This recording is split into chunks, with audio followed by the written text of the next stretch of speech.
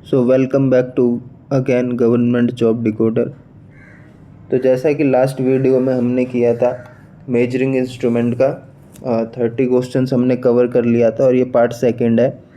इसके बाद आपके जितने मेजरिंग इंस्ट्रूमेंट से क्वेश्चंस बन सकते हैं वो कंप्लीट हो जाएगा।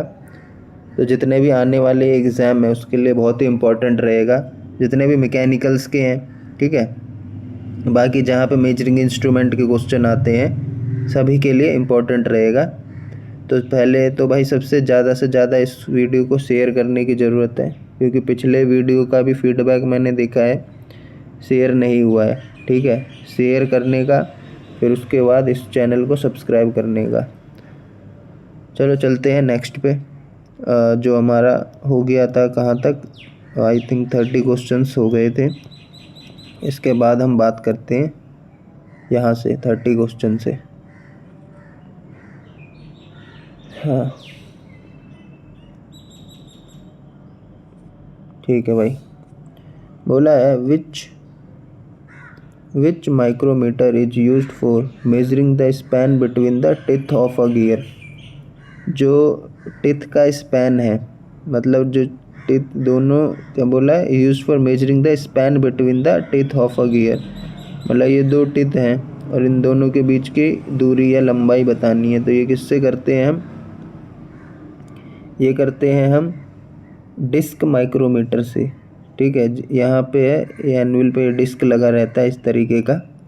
ठीक है, देख सकते हो आप, ये होता है डिस्क माइक्रोमीटर।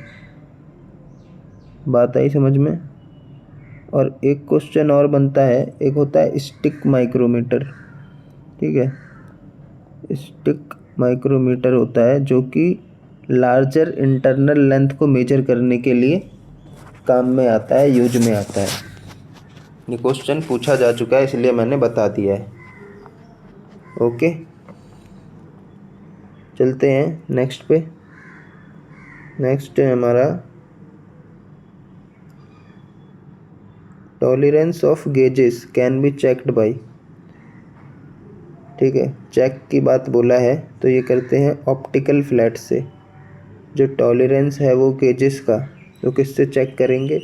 ऑप्शन में है optical flat, sine bar, autocollimator और स्पिरिट लेवल। तो ये कहते हैं ऑप्टिकल फ्लैट से। साइन बार आपको पता है अप टू 45 डिग्री तक इसकी एक्यूरेसी रहती है मेज़र करने की, टेपर मेज़रमेंट के लिए काम में आता है। और इसके जो एक्सेसरीज़ होते हैं वो होते हैं स्लिप गेजेस, ठीक है, और साइन बार होते हैं, दो रोलर लगा रहता है, उसको इंक्लाइंड करके हम मेजर कर सकते हैं विद द हाइट गेज। फिर है ऑटोकॉलिमेटर जो कि फ्लैटनेस के लिए मेज़र करते हैं बेसिकली। और एक है हमारा स्पिरिट लेवल, इसमें अल्कोहल का यूज़ करते हैं और लेवलिंग के लिए इसका यूज में आता है। ठीक है, इसके अंदर एक लिक्विड भरा होगा, स्पिरिट लेवल इसको इसीलिए बोलते हैं। और जो हमारा इसके अंदर अल्कोहल है वो हमें लेवलिंग का बताएगा कि ये हॉरिजॉन्टल पे है या नहीं है। बात आई समझ में। चलते हैं नेक्स्ट पे। बोल रहा है a least accurate measuring device watch. मतलब जो सबसे लीस्ट है एक्यूरेट के लिए, air gauge, micrometer, screw gauge, steel rule या ऑप्टिकल प्रोजेक्टर। तो हमें पता है स्टील रूल है और इसका लिस्ट काउंट कितना होता है, 0.5 mm होता है। ठीक है, ये भी ध्यान रखने का भाई। चलते हैं नेक्स्ट पे। नेक्स्ट क्वेश्चन बोल रहा है the gauges which are only used for checking the size and condition of other gauge are called. ठीक है, वो गेज जो कि चेक करता है साइज और कंडीशन ऑफ अदर गेजेस, मतलब ऑलरेडी दूसरे गेजेस को ये चेक कर रहा है और उसकी कंडीशन बता रहा है। तो वो एक तो ये ऑप्शन में प्लग, मास्टर, लिमिट या इंस्पेक्शन गेज। तो वो है master gauge, gauge of gauge यानी मास्टर गेज। ठीक है, नेक्स्ट है which one of the following is the most accurate measuring device instrument most accurate कौन सा है इसमें? स्टील रूल की बात कर रहे हैं, ये तो हमने पहले ही देख लिया है कि सबसे लीस्ट है ये। डिजिटल माइक्रोमीटर, फिर है वर्नियर कैलिपर, फिर है लेज़र माइक्रोमीटर। तो जो लेज़र माइक्रोमीटर है ना वो सबसे एक्यूरेट रहेगा। चलते हैं नेक्स्ट पे। नेक्स्ट है the two slip gauges in precision measurement are joined by assembling, sliding, adhering या रिंगिंग। वो रिंगिंग के थ्रू हम इसको जॉइंट करते हैं, ठीक है। स्लिप गेजेस को आप देख सकते हो, रिंगिंग फेनोमेना ये होता है आपका रिंगिंग ऑफ स्लिप गेजेस। देखो इस तरीके से होता है, cross ringing of slip gauges और parallel ringing of slip gauges. या तो इस तरीके से आपने एक स्लिप गेजेस है दूसरे के ऊपर रख दिया और इसको मूव करवा दिया तो ये इससे स्टिक हो जाएगा। ऐसे ही पैरेलल वाला है, इसको जस्ट स्लाइड कर दिया इसको इस तरफ से, तो ऐसे भी हम इसको स्टिक कर सकते हैं, रिंग कर सकते हैं। और ये जो है आपके स्लिप गेजेस हैं जो कि डिफरेंट ब्लॉक्स में होते हैं।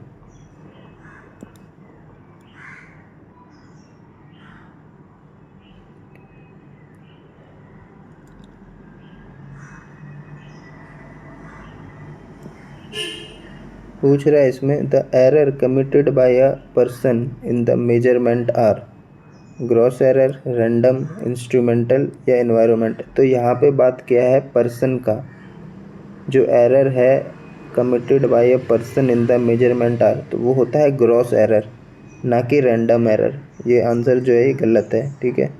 ग्रॉस एरर है इसका करेक्ट आंसर।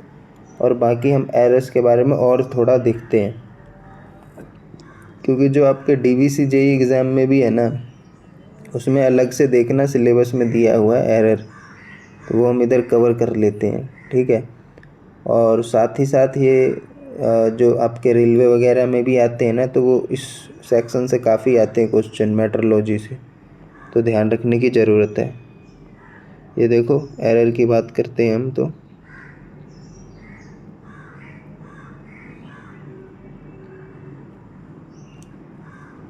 चलिए स्टार्ट करते हैं। फर्स्ट है अपना ग्रॉस एरर, फिर है सिस्टमेटिक एरर, देन है रैंडम एरर।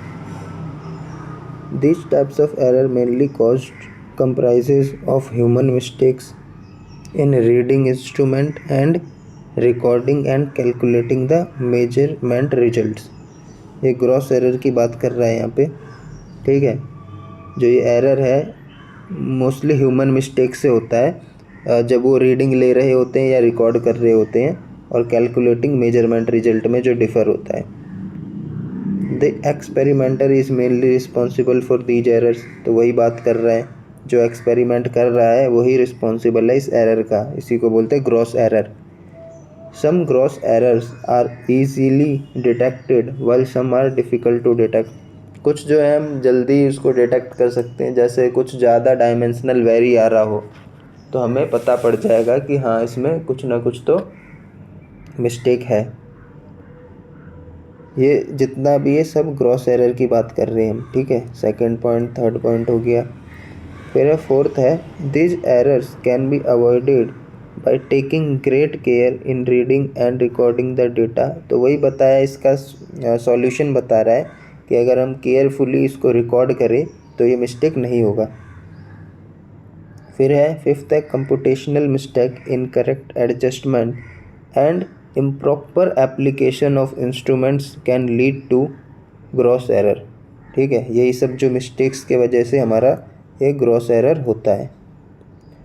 बात करते हैं अब सिस्टमेटिक एरर की, ठीक है। क्या होता है सिस्टमेटिक एरर? सिस्टमेटिक एरर को हमने 3 टाइप्स में क्लासिफाई किया है, और वो कौन कौन से हैं हमारे, ये देखो। फर्स्ट है हमारा इंस्ट्रूमेंट्स एरर, फिर है इन्वायरमेंटल एरर, एंड देन है ऑब्जर्वेशन एरर। जो इंस्ट्रूमेंट एरर है वो होता है due to shortcoming in the instrument या misuse of the instrument. हम उसको मतलब सही से यूज नहीं कर पा रहे हैं तो ये इंस्ट्रूमेंट एरर हो जाएगा, ठीक है। फिर है loading effect of the instrument, मतलब लोडिंग इफ़ेक्ट का मतलब ये हो गया कि हम उस इंस्ट्रूमेंट को हद से ज़्यादा यूज़ कर रहे हैं, एक ही पर्टिकुलर इंस्ट्रूमेंट को, तो उसमें क्या है वियर टियर आ सकता है और उसके वजह से ये हमें इंस्ट्रूमेंट एरर मिल सकता है, जो कि सिस्टमेटिक एरर का टाइप है।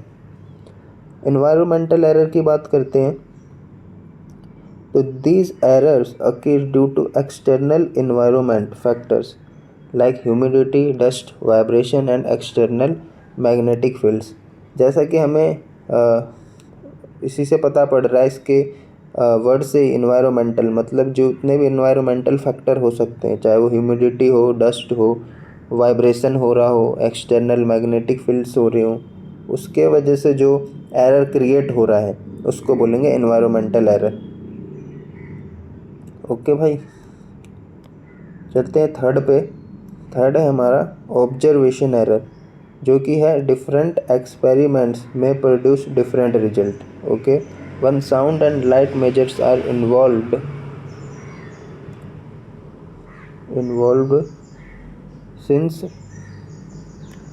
since no two observer possess the same physical response। मतलब different experiments produce different result. ठीक है भाई, one sound and light measures are involved since no two observer possess the same physical response. मतलब कि यही है कि जितने बार हम एक्सपेरिमेंट करेंगे वो उतने बार डिफरेंट वैल्यू आएगी। जैसे बोलते हैं ना ऑब्जर्वेशन करते हैं, आपको पता होगा जब हम एक्सपेरिमेंट करते थे तो ऑब्जर्वेशन लेते थे, तो उस ऑब्जर्वेशन में हम क्या करते थे, 3-4 रीडिंग लिया करते थे और उसका हम एवरेज कर देते थे। तो वो इसी तरीके का एरर बता रहा है कि जो हम ऑब्जर्व करते हैं, ऑब्जर्वेशन लेते हैं, तो कुछ ना कुछ उसमें डेटा डिफरेंस होता है, यूनिट्स में डिफरेंस होता है, मेजरमेंट वैल्यू चेंज होती है। बात आई समझ में इसका ऑब्जर्वेशन एरर का। ठीक है, रैंडम एरर जो बात करते हैं वो those error whose cause can't be established because of random variation in the parameter or system of measurement। The happening or disturbance about which we are unaware are lumped together and called random या residual error। Cause due to these happening are called random error। देखो random error कुछ नहीं है, ये नाम ही है इसका random, मतलब किसी भी तरीके का जो एरर हो सकता है और किसी भी वजह से हो सकता है जो हमको पता भी ना पड़े। ठीक है, जो हम अनअवेयर हो उसके बारे में, और इसको हम सबको मिला दे, जो डिस्टरबेंस हो रहा है अनअवेयरनेस के जो हमें पता नहीं है किसके वजह से एरर हो रहा है, तो उस सबको मिलाने के बाद ही हमारा रैंडम एरर, या इसको बोल सकते हैं रेजिडुअल एरर। और error caused due to these happenings are called random error. ठीक है, समझ में आया होगा, होप करता हूँ पूरी तरीके से। चलते हैं अपने क्वेश्चन पे। नेक्स्ट है हमारा clinometer is an instrument connected with. तो किससे कनेक्ट होता है ये, और ये किस लिए यूज करते हैं, एंगुलर मेजरमेंट के लिए। ठीक है, ये ध्यान रखने की ज़रूरत है, पूछा जाता है, ये भी आपके सिलेबस में है। ठीक है, एंगुलर मेजरमेंट, लीनियर मेजरमेंट, तो ये सब टॉपिक इस वीडियो से कवर हो रहा है आपका। नेक्स्ट पे चलते हैं। नेक्स्ट है अपना sine bars are specified by. कैसे स्पेसिफाइड करते हैं साइन बार को, डिस्टेंस बिटवीन या centre distance between roll, distance between rolls and upper distance, size of rollers या इट्स टोटल लेंथ। तो इस तरीके का होता है साइन बार, देखो इस तरीके का। ठीक है, इधर रोलर लगे होते हैं दो, तो इन दोनों की जो डिस्टेंस होती है, ठीक है, इससे स्पेसिफाइड करते हैं और ये इसका लेंथ होता है। बात आई समझ में। और ये टेपर मेजरमेंट के लिए यूज होता है और एक्यूरेसी अप टू होता है 45 डिग्री तक मेजर करने का। Auto collimators are use to check, किस लिए करते हैं, only straightness, only flatness, both flatness and straightness या राउंडनेस। तो इसका आंसर है ओनली फ्लैटनेस। ठीक है, ये देख सकते हो आप किस तरीके का होता है। ये है आपका ऑटो कॉलीमेटर, ये डिजिटल कैमरा लगा हुआ है, ये सेंसर है, ठीक है। ये आपका ऑब्जेक्टिव लेंस है। चलते हैं नेक्स्ट पे। बोल रहा है an optical gauge works on the principle of, तो कौन से प्रिंसिपल पे काम करता है optical gauge? Interference of light, ठीक है। अगर आपने ये नहीं पढ़ा है तो कंफ्यूज में रहोगे, कंफ्यूजन रहेगा, रिफ्लेक्शन करूँ क्या होगा, रिफ्रैक्शन हो सकता है। तो इसका आंसर जो है वो है इंटरफेरेंस ऑफ लाइट, ठीक है। चलते हैं नेक्स्ट पे। External taper can be accurately measured with the help of dividing head, sine bar, slip gauge, clinometers या कॉम्बिनेशन सेट। तो मैंने बताया था टेपर मेजरमेंट के लिए क्या करते हैं, साइन बार, ठीक है, और इसके साथ क्या यूज होता है, स्लिप गेजेस। चलते हैं नेक्स्ट पे। नेक्स्ट क्वेश्चन बोल रहा है आउट ऑफ द स्टेटेड, जो दे रखा है नीचे, which type of gauge is use to check clearance between the surface. तो जो क्लियरेंस होता है बहुत ही पतला, चाहे आपका पिस्टन और सिलेंडर के बीच में हम करें, वो आपका होता है फिलर गेज, ठीक है। बाकी रेडियस गेज होता है फिलेट गेज टाइप का होता है, जिसमें हम आउटर और इनर रेडियस मेजर करते हैं। इस तरीके का इसका स्लीव बना होगा, ठीक है। ये वाला जो होगा ये आपका होगा आउटर रेडियस के लिए, और इस तरीके का जो होगा ये होगा आपका इनर रेडियस मेजर करने के लिए। बाकी मैं दिखा सकता हूँ आपको, ये देखो, ये है आपके रेडियस गेज, ये इनर रेडियस के लिए, ये आउटर रेडियस के लिए। देखो ये जो है ना, ये सारे हैं रेडियस गेज, और ये है आपका फिलर गेज, ठीक है, देख सकते हो।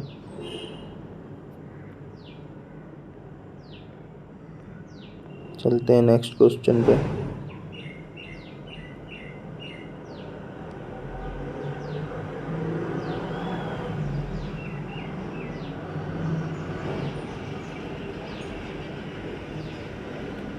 नेक्स्ट क्वेश्चन है हमारा, which type of caliper is used for scribing lines parallel to edges of the work and for finding centre of cylindrical work. Transfer, hermaphrodite caliper, divider या स्टैंडर। तो ये जो है ना हर्माफ्रोडाइट कैलिपर, इसको use करते हैं, इसको और बोलते हैं वन लेग टाइप कैलिपर, ठीक है। तो कौन सा कैलिपर यूज करते हैं, scribing line parallels to the edges of the work and for finding centre of cylindrical work, तो हर्माफ्रोडाइट कैलिपर। नेक्स्ट क्वेश्चन है, the diameter of a round bar with close tolerance is quickly measured by external micrometer, vernier caliper, slip gauges या strap gauges. तो strap gauge होता है एक, जैसे बड़े बड़े पाइप हो, ठीक है, इस तरीके के, समझ गए। तो इसका हमें मेज़रमेंट करना होता है तो इस स्ट्रैप को यूज करते हैं, और ये जो पाइप है इसको राउंड से लेते हैं वैल्यू, और यहाँ पे हमें 2 से 3 वैल्यू लेते हैं, और उसका हम एवरेज करके उसका हमें वैल्यू मिल जाता है, ठीक है। इतने भी राउंड बार होते हैं, ये देखो इस तरीके का होता है।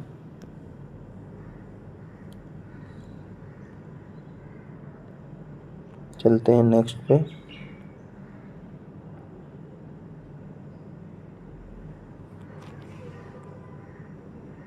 नेक्स्ट है हमारा a dead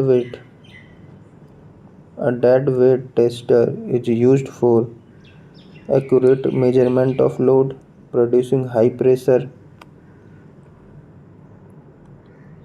testing the magnitude of given weight, या कैलिब्रेशन प्रेशर मेजरिंग इंस्ट्रूमेंट।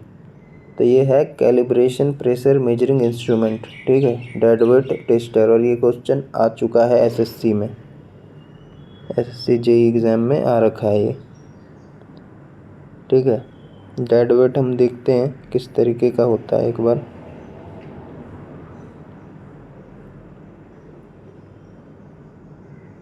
ये देखो दिखा रखा है मैंने पहले भी, ये रहा, ये होता है डेड वेट टेस्ट।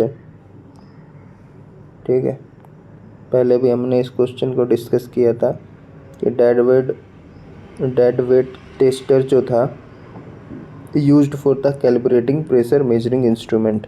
ठीक है, कैलिब्रेट करने के लिए होता है ये जो प्रेशर मेजरिंग इंस्ट्रूमेंट है, जो गेजेस हैं। ये देखो, ये हो गया आपका पूरा कॉम्बिनेशन। वेट है, इधर प्राइमरी पिस्टन है, फिर ये ऑयल है, ये सेकेंडरी पिस्टन है, और जो यहाँ पे हम गेज लगाएंगे इसको कैलिब्रेट करेंगे। ठीक है भाई, चलते हैं अब अपने आगे नेक्स्ट क्वेश्चंस पे।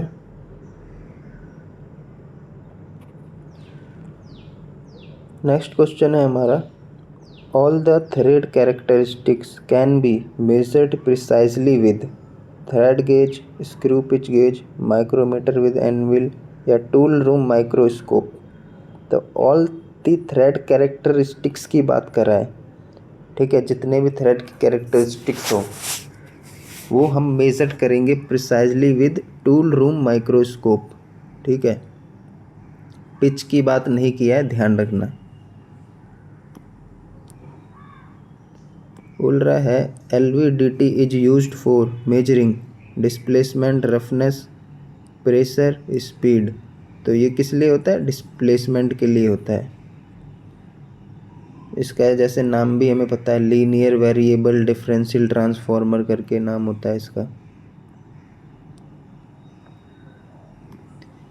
बोल रहा है mechanical strain gauges can measure static and dynamic strain, dynamic strains only, static strains only, या static and quasi static strains only. तो ये इम्पोर्टेंट है भाई क्वेश्चन, ध्यान रखना, क्योंकि ये वही बंदा कर पाएगा जो पढ़ा होगा इसको। ठीक है, मैकेनिकल स्ट्रेन गेजेस है वो क्या मेज़र कर पाता है? स्टैटिक और क्वासी स्टैटिक स्ट्रेन, ध्यान रखना। LVDT इज यूज्ड फॉर, ये डिस्प्लेसमेंट रिपीट हो रहा है। नेक्स्ट है go no go gauges are used for inspection of variable, attribute, both variable and attribute, या नन ऑफ द अबव। तो ये होता है एट्रीब्यूट्स के लिए। एट्रीब्यूट्स में हमें क्या है, कोई फिजिकल वैल्यू नहीं मिलती है, हम जस्ट चेक कर रहे हैं। ठीक है, और वेरिएबल्स में हमें वैल्यू मिल रहा है, इसको समझ सकते हैं। देखो यहाँ से आप पढ़ सकते हो उधर कि जो एट्रीब्यूट डेटा है वो इंडिकेट्स करता है only whether a product is good और बैड। ठीक है, और वेरिएबल गेज है वो है variable measuring instruments provide a physical measure dimension, dimensions provide कर रहा है हमें। तो दोनों में डिफरेंस है।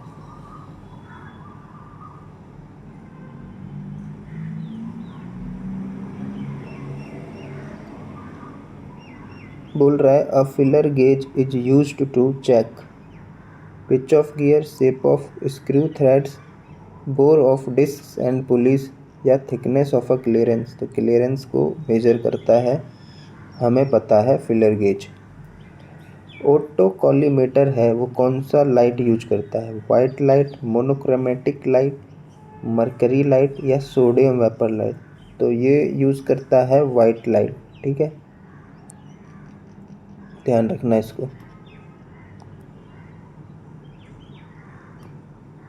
बोल रहा है flatness of a surface can be measured by, जो फ्लैटनेस है सरफेस का वो किससे मेजर करते हैं?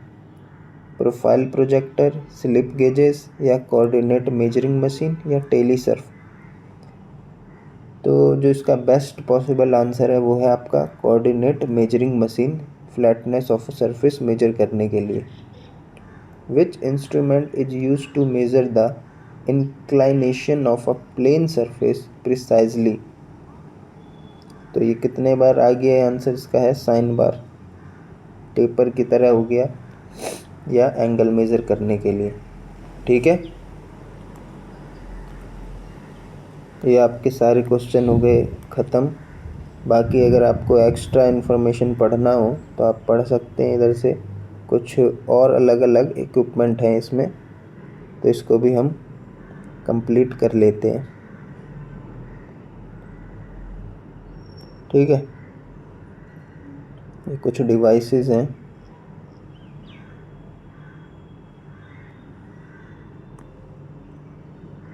Various device and their properties are mentioned in the table given below। तो देखो ऑटो कॉलीमेटर की बात करें हम, तो ये क्या है, ऑप्टिकल इंस्ट्रूमेंट है which is used to measure small angles with high sensitivity। It is also for plane surface inspection to measure straightness, flatness and alignments of a plane surface। But अगर इसका एक्यूरेट बताए तो इसको करता है flatness measurement के लिए। ठीक है, वर्नियर कैलिपर ये होता है आउटर डायमेंशन को मेजर करने के लिए यूजिंग द मेन जॉज, और जो इनसाइड डायमेंशन है using the smaller jaws at the top. और डेप्थ के लिए भी हम मेज़र कर सकते हैं, जो कि इसके पीछे से स्टेम निकला होता है उससे। हाइट गेज है used for measuring the width of the slot और and external dimension. It is used with a dial indicator to check hole location, pitch dimensions, concentricity and eccentricity। Okay भाई, बात करते हैं टूल मेकर्स माइक्रोस्कोप का। तो ये design for measurement on parts of complex forms, profile of external threads, tools, templates and gauges. ठीक है, it can also be used for measuring centre to centre distances of holes in any planes. Tool makers microscope. Talysurf की बात करें, बहुत ही important है ये। Talysurf is an electronic equipment which is used to measure surface roughness. It works on the carrier modulating principle. Telescopic gauge की बात करूँ तो इनडायरेक्ट मेजरिंग गेज है and use to measure any hole, slot और bore. Shape of this gauge is T type का होता है, ऐसा इंग्लिश लेटर जैसा, with knurling on the back side of the handle. मतलब जितने भी बड़े बड़े होल्स होते हैं वो टेलीस्कोपिक गेज से हम मेजर कर सकते हैं। ट्रांसफ़र कैलिपर की बात करूँ, the parts which can be not be measure directly by a scale are measured by a caliper. जो डायरेक्टली स्केल से मेजर नहीं कर सकते हैं वो हम इससे मेज़र कर सकते हैं, ट्रांसफ़र कैलिपर से। और ट्रांसफ़र कैलिपर्स जो कैलिपर है which have adjustable legs, it can be use to measure confined और recess area, example T shape या यू शेप। आई बात समझ में? मतलब एडजस्टेबल होते हैं लेग, तो जो जितने भी कन्फाइंड स्पेसेस भी होगा ना वहाँ पे भी ये मेज़र कर लेगा। बाकी आप कॉम्बिनेशन सेट्स वगैरह के बारे में भी देख सकते हैं। ये देखो इसके बारे में, कॉम्बिनेशन सेट से क्वेश्चन आते हैं इसलिए देख लेते हैं इसको भी। जो कॉम्बिनेशन सेट्स हैं used for different types of work, layout work, measurement and checking of angles. Combination set has, देखो ये क्वेश्चन भी पूछा जाता है कि कॉम्बिनेशन सेट में इनमें से कौन सा पार्ट नहीं है, तो आपको पार्ट याद रखने की ज़रूरत है।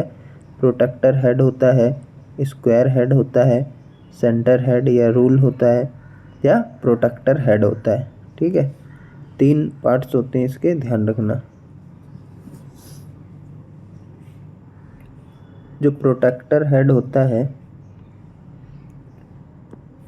ये जो प्रोटेक्टर हेड है ना, protractor head has an rotated and set to any required angle. Protractor head is used for making and measuring angles with an accuracy of 1 degree.